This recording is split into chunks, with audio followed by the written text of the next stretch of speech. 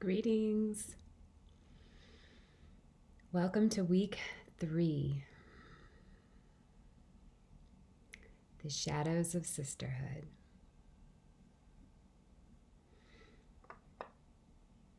Have you ever felt betrayed or cut down by another woman?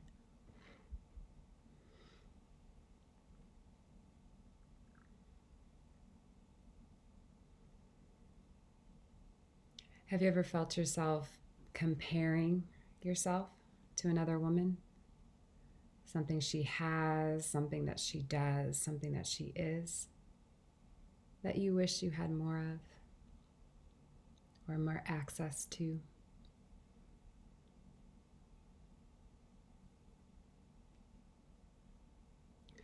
Have you ever felt judged or excluded or any type of catty behaviors in a dynamic with women?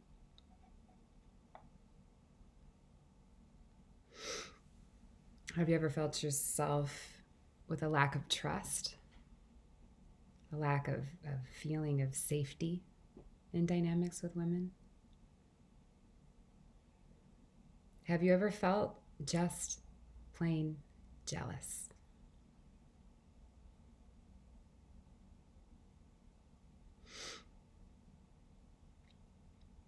These are all the ways that the wounds of the sisterhood show up for us in modern day. I would be surprised if you found yourself saying no to any of those questions. But we each have a unique journey here, so I'm open to the possibility. But one thing that I do feel confident and clear about is that the wounds of sisterhood affect all of us. Every woman around the globe.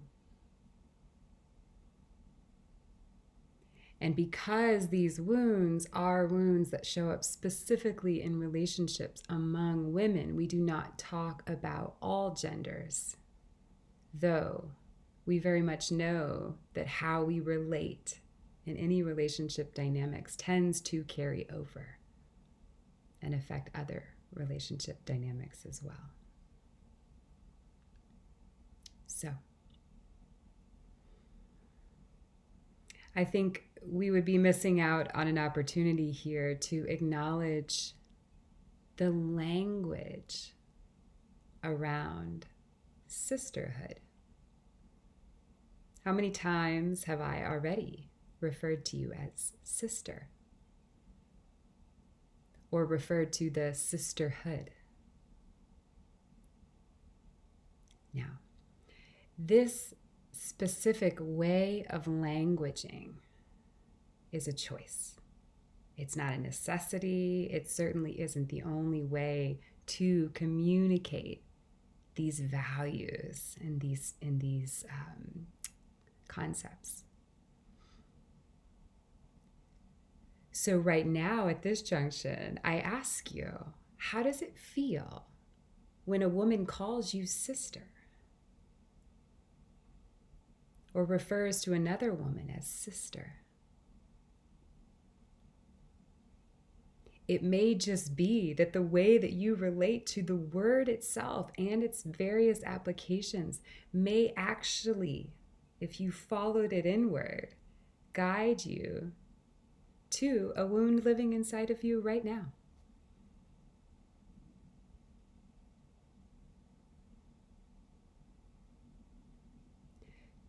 So, it feels important to acknowledge this is language I use. It's language that feels natural and intuitive to me. And yet, I have very much sat in circles of women and participated in discussions where it was clear that some women have a lot of triggers around that languaging. So if you're one of those, bring it to this table. It's welcome here. Let's talk about it.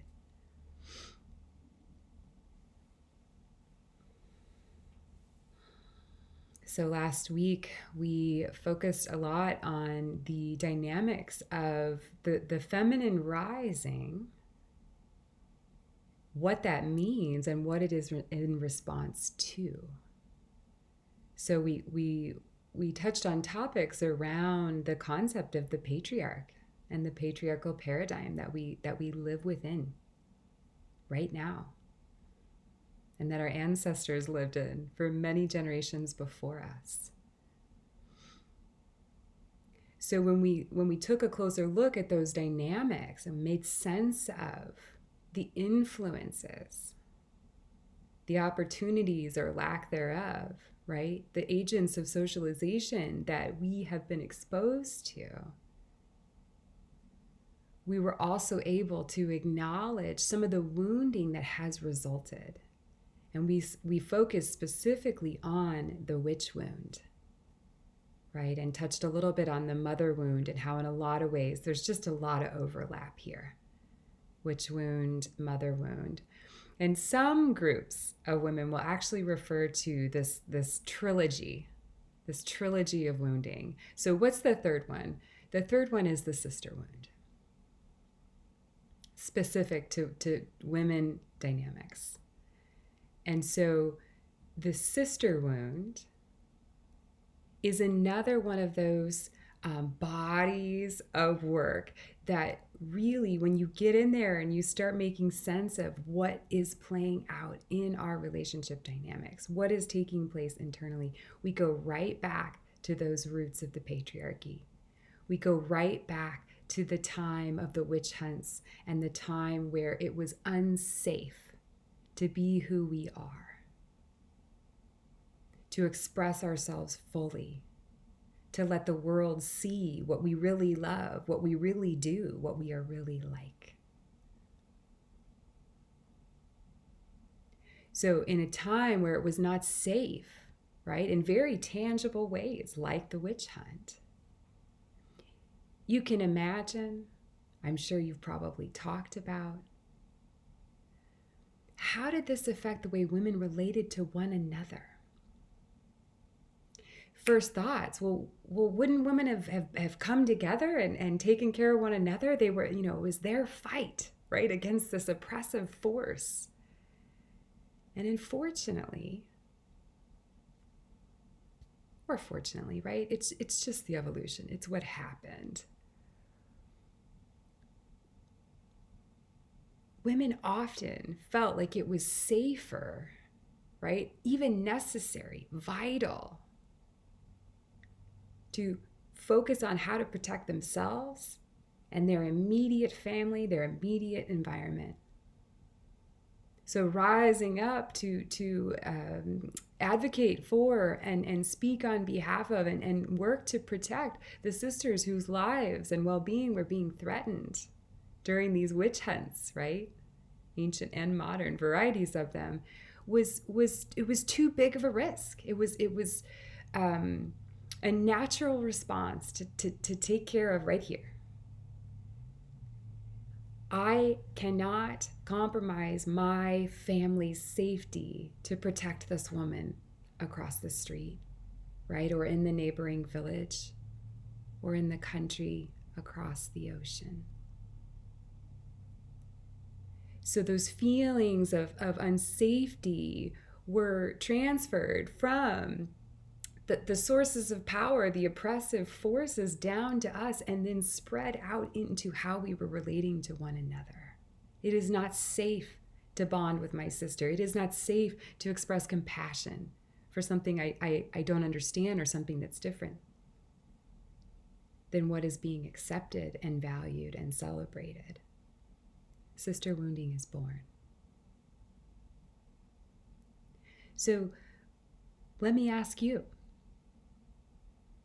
and feel free, these prompts I'm going to offer here in the next few moments, they will be placed elsewhere in your content this week, like in the journaling part. But feel free, if this is a good time for you, to pause the video and grab your journal and take some notes, or to close your eyes and be with these prompts fully. What are your beliefs about sisterhood, positive or negative. And again, you might start with that initial, how do I relate to the word sister? When I hear sisterhood, what comes up in me? Be raw, be real with yourself. What comes up? Don't polish it. Don't shove it aside and look for something prettier. What is there for you? What are your beliefs around sisterhood? Positive and negative. And in your experience, how have women treated you? How have you seen women treat one another?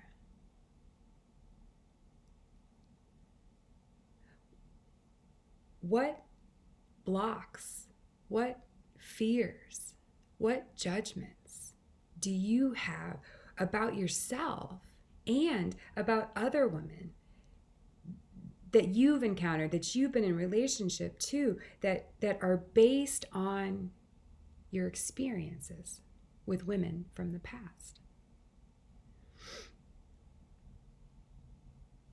And in what ways have you shown up or not shown up in true sisterhood?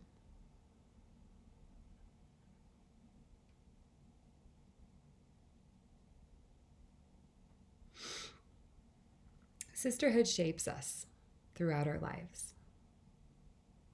You know, we've talked about early life experiences, what we observe, what we participated in.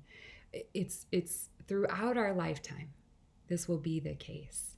And it will require us to own both our light, right? Our gifts, how we shine, the things that help us bond and celebrate with our sisters. And they will also require us to own our shadows. That yucky stuff that we so often think, oh, it'd just be easier to avoid. I just won't hang out with her. I just won't acknowledge the thing that happened. I'll just disappear from this dynamic. But what we know now, we understand better than ever, is that that aversion rooted in that wound actually lives within. So we carry it with us into the next relationships. We carry it with us into the next dynamic.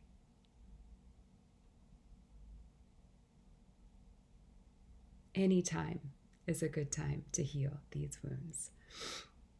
So the ritual of bringing sisterhood shadows to the light will address this dis-ease, right? This lack of alignment inside of us.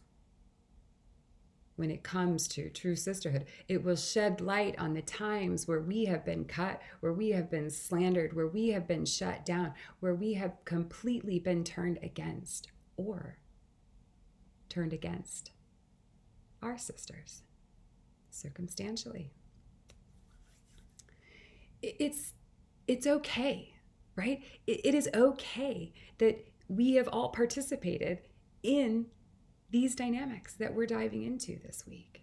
It's okay because it's the result of patterns that society has normalized, right? This is why we started by looking at the big picture. How did we get here? How did we get here? What has been happening? What are these influences? They're real. And they're real in their consequence. So as we go in to root around in the shadows, remember, this is not some deficiency of yours. This is not some mark of the beast that you're discovering in yourself. This is the expected outcomes of the agents of socialization that you've experienced and the outcome of the experiences you've had personally in this lifetime. So show up for yourself with some grace, right? Some compassion for yourself. In this video, in addition to introducing this topic, I'm actually going to be offering you an invitation for a ritual for you to do for yourself, for this body of healing work, okay, around the shadows of the sisterhood. So This invitation, any of the work that we engage in together this week may be triggering, right? So what is a trigger? The trigger is the thing that takes us out of flow and catches on a wound that's alive inside of us. So you are the master of your own experience around triggers. You are the authority in this. So when you bump up against the trigger and it feels like something you want to hide from or run away from, you get to decide the pace, right? Imagine it's like you're settling into a hot tub. It doesn't matter if she thinks it's too hot. It doesn't matter if he says it's cool enough. What matters is, when are you ready? What is your pace? And how can you make sure that you're breathing and feel safety as you approach the work? Right?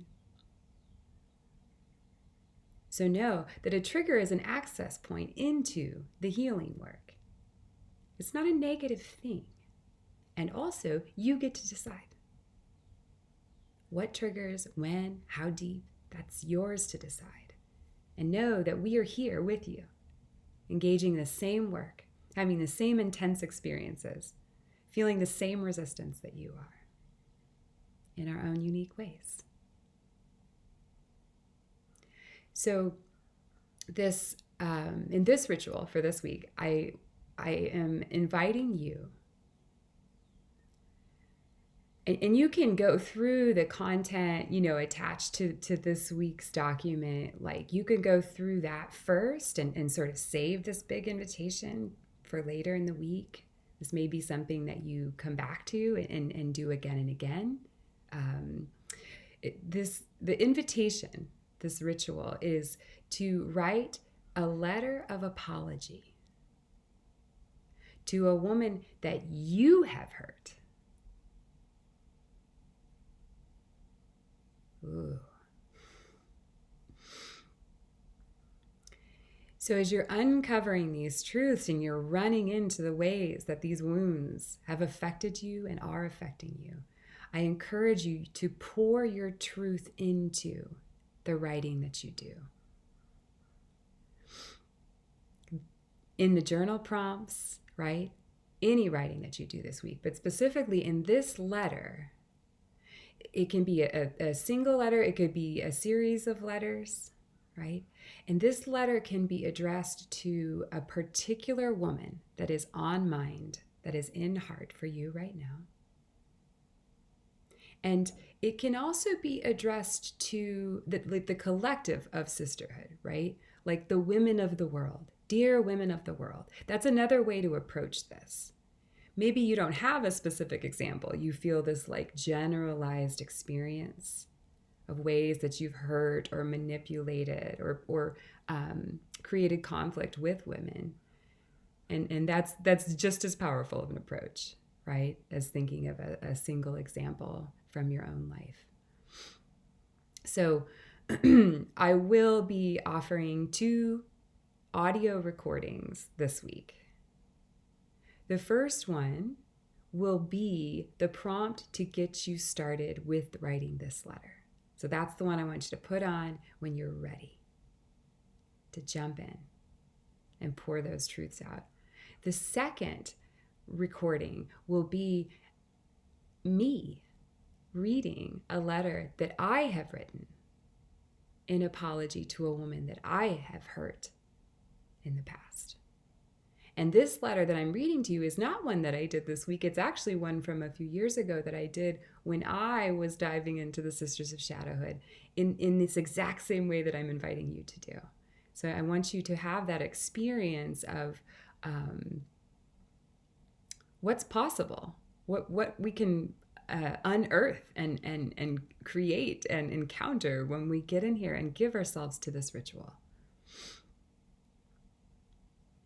I do recommend that you get started on your own letter writing or even complete it before you listen to mine. No solid explanation for why that is. It's just more of an intuition of mine that it might be a better order of operation to do that way. but you can decide. So look for those 2 recordings to get started. And, this is a really juicy topic. And when I say juicy, what I mean is productive.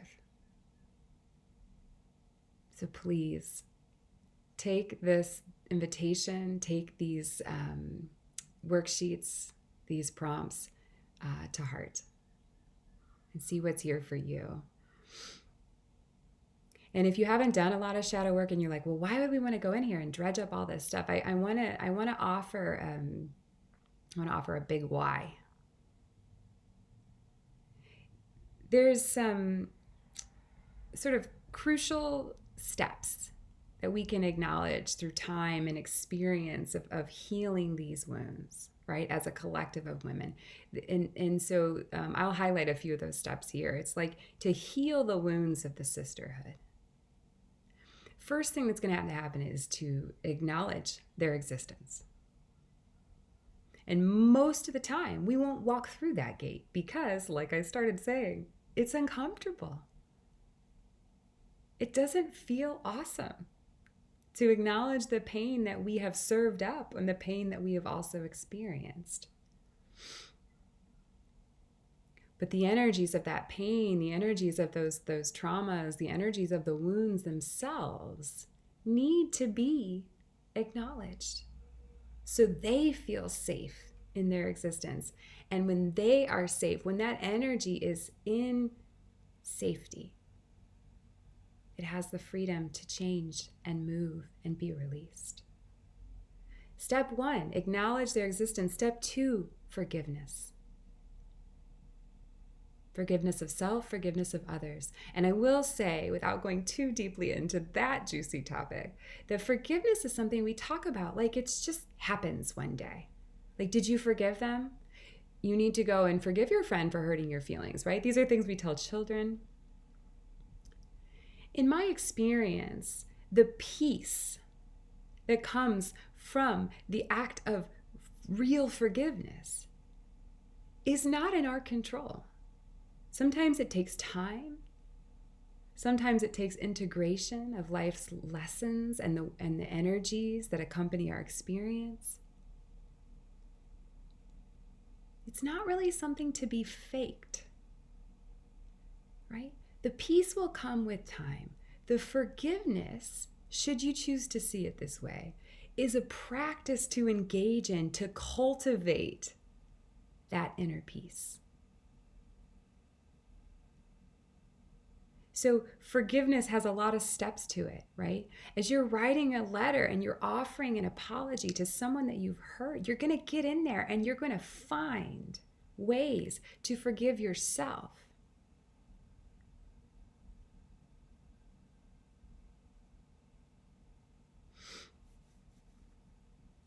Acknowledge their existence.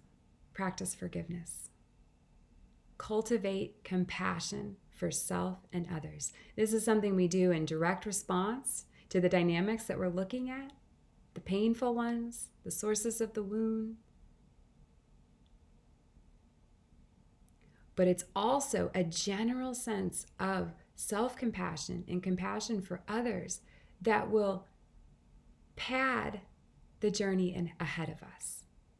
We are less likely to act from our wounds when we feel compassion in a moment. So that would be an ever crucial step. And lastly, for the healing of the wounds, would be to create connection and support with women. Dynamics that have connection and support, communities where connection and support with women, healthy expressions, is normal. When we invest in that, we invest in our healing. It's inevitable, right? Even when the dynamics show us the triggers, because the trigger is the entry point to the healing, right? Full circle. So, connection and support. Women's circles, red tent, Reason number 355, why this is so valuable. Yeah. So you'll find a specific practice for forgiveness, also linked today in your content, so you can dive a little bit deeper into that aspect of the healing now that you have a sense of the why behind any of this. So I really hope you enjoy giving yourself over to these practices, to this content this week. The opportunity for productivity is immense, I believe. So,